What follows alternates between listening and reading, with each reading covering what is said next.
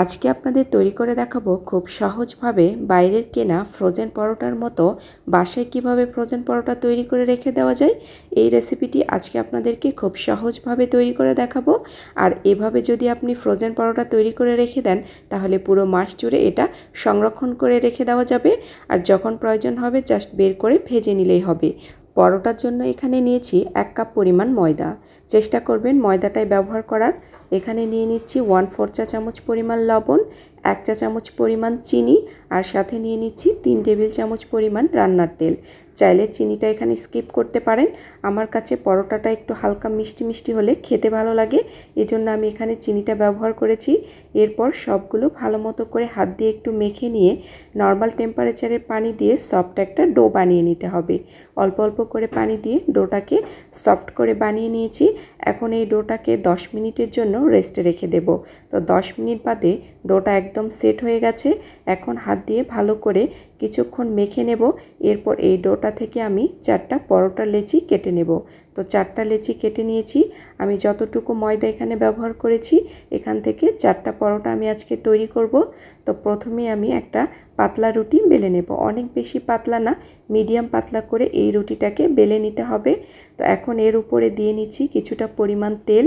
তো আমি ভালো মতো করে পুরো পরোটাটার মধ্যে তেল ব্রাশ করে নিয়েছি। এর উপরে দিয়ে নিচ্ছি সামান্য একটু ময়দা। এরপর রুটিটাকে একটু সাইড থেকে কেটে একদম গোল করে রোল করে নেব। তো এরকম করেই কিন্তু বাইরের কেনা পরোটাগুলোকে পাওয়া যায়। তো আমি এরকম করে ভাঁজ দিয়ে পরোটাগুলো তৈরি করেছি। এখন সবগুলো একই রকমভাবে তৈরি করে নেব। তো সবগুলো একই রকমভাবে তৈরি করে নেওয়া হয়ে গেছে। এখন আমি পরোটাগুলোকে বানিয়ে নেব। যে যেরকমভাবে পছন্দ করেন পাতলা মোটা রেখে দিতে পারেন। তো আমি আজকে পরোটাগুলো একদম বাইরের কেনা পরোটার মতো তৈরি করছি, সেজন্য একটু পাতলা করে নিয়েছি। পরোটাগুলোকে ফ্রোজেন করার জন্য প্রথমে নিচে একটা কাগজ বিছিয়ে নিয়েছি, এর উপরে আরেকটা দিয়ে নিচ্ছি। এরকম করে সব পরোটাগুলো এক একটার উপরে এক একটা রেখে দিতে হবে। তবে অবশ্যই এই পলিব্যাগগুলো ব্যবহার করার চেষ্টা করবেন, তাহলে পরোটাটা একদম ভালো থাকবে। এখন একটা পলিব্যাগের মধ্যে করে রেখে আমি এটাকে ডিপ ফ্রিজে রেখে দেব।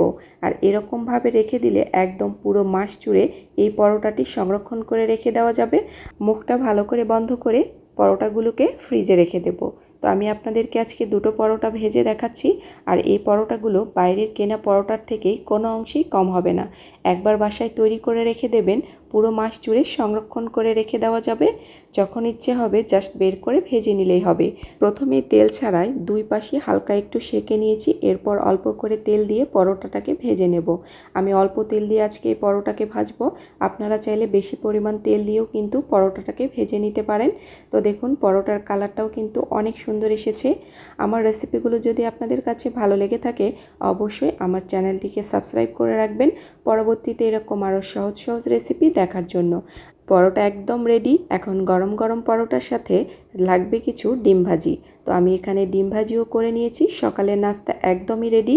এরকম করে পরোটা বানিয়ে রেখে দিলে সকালের আর কোনো ঝামেলাই থাকবে না। তো ভালো থাকবেন সবাই। আপনাদের সাথে আবার দেখা হবে নতুন রেসিপিতে। আল্লাহ হাফেজ।